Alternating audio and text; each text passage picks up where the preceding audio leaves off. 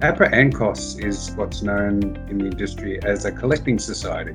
We're a society of members who are usually composers, authors, lyricists, who assign their copyright for the music that they produce to APRA AMCOS, and we collect royalties on their behalf. There are similar organisations in every country in the world, such as PRS for Music in the UK or BMI in the US. And what we found at APRA AMCOS over the last few years, the last 5 or 6 years, since the growth of internet streaming, is the amount of data that we're required to process has significantly increased. And these are the challenges that we've been facing.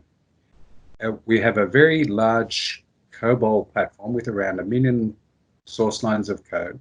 It's been developed over a number of decades to process the data that we have.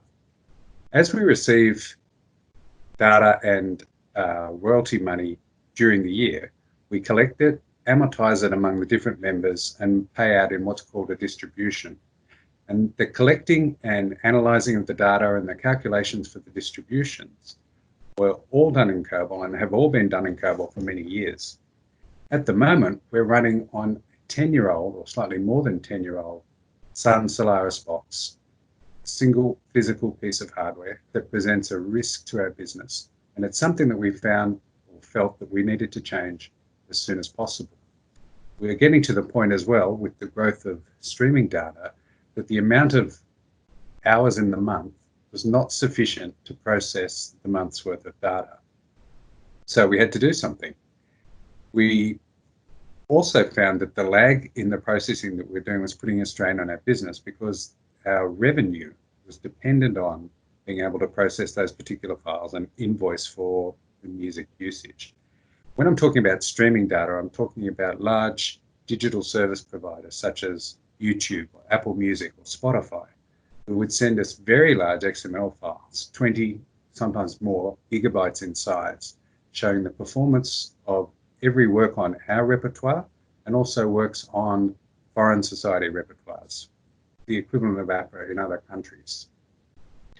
So given our large technical investment in COBOL and the centrality of it to our business, the necessity of it for our business, we decided to resolve the hardware risk problem.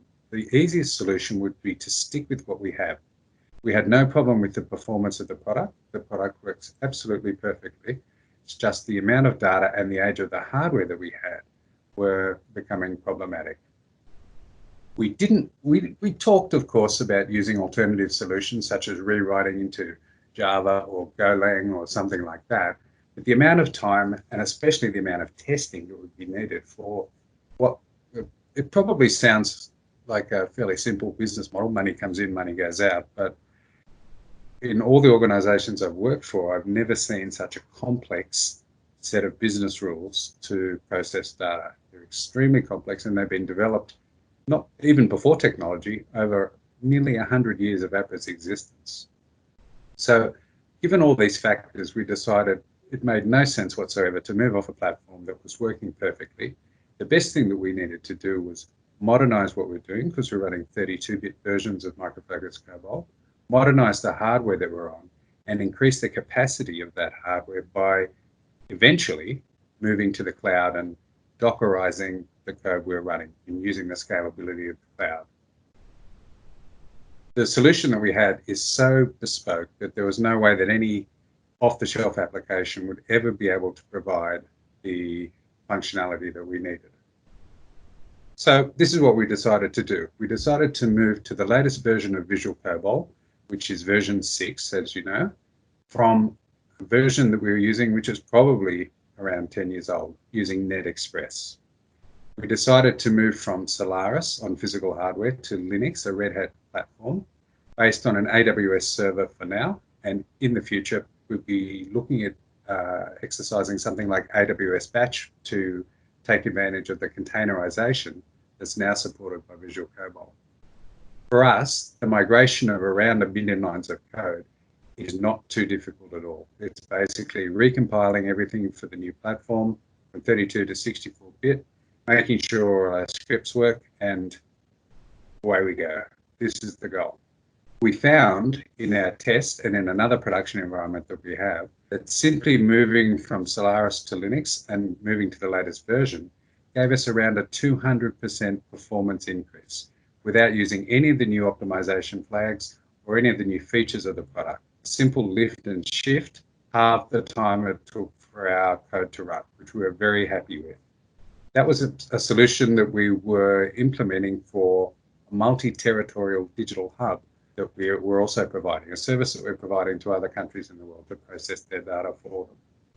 The benefit of running our code in half the amount of time was that we could decrease the payment period where we paid our members, our music creators. For example, one of the reports that we used to produce was taking 9 days to run, which is a little bit long. And now that we've optimized and modernized to the latest version of Visual COBOL, we're able to drop that report execution time to about 15 hours, from 9 days to 15 hours, which we're very happy with. When we first invested in COBOL, 20 years or more than 20 years ago, we never would have thought that streaming music would even be a thing. But here we are, and it's a testimony to the longevity of COBOL and the strategic direction of Micro Focus that we're successfully riding the digital transformation wave in our industry. We're very happy with the results of that. One of the aspects that influenced our decision over many years to not move from the product and the platform that we're on is the sheer inertia of having to lift so much code, so much technical debt, you might consider it to be called, and move that to a new platform. But we're very glad that we did. We were concerned about the risk that we would introduce by modifying our code, modifying our platform, the amount of testing. What if we missed a bug? What if we did this? What about all these new platforms and so on? But when we sat down and thought about it after, we had a number of meetings about it. When we sat down and thought about it and spoke, we realized that the number of hours of work in development, in testing, in just making sure everything works smoothly that we'd invested over a period of greater than 20 years meant that instead of technical debt, it was a technical asset that we had. And the base system that we'd been able to put together in COBOL was so important to the business. There was no downside in continuing it to run. I mean, people say COBOL is dead, COBOL is a dinosaur, and they've been saying that for 20, 30 years. They're probably saying it about Java now as well. But both of those platforms will still be around, hopefully when I finish working, and a good few years after that. So we're very glad that we made the decision to see what we had as an asset rather than a debt, and to carry that asset forward, dust it off, make it run faster, and put it on a more scalable and durable platform that would see us into the future for the unknown future. Maybe one day we will look at something else, maybe we won't. But I can't see, without a strong technical reason to move from the platform that we're on, I can't see any reason why we would. So we intend at this point to continue with exactly as we are and take advantage of the modern features that are offered by the platform, such as containerization, API development, the code refactoring, so modern IDEs and modern ways of working, CI/CD pipelines, all those things that you can do. And the syntax of the language underneath it is really irrelevant. We just want a working system that's reliable, stable, performant, easy to test, easy to develop in, and we already have that. So we've chosen to stay where we are and to move forward with that. We're very happy with the new features that are available, such as refactoring, service development, containerization, and greater platform support.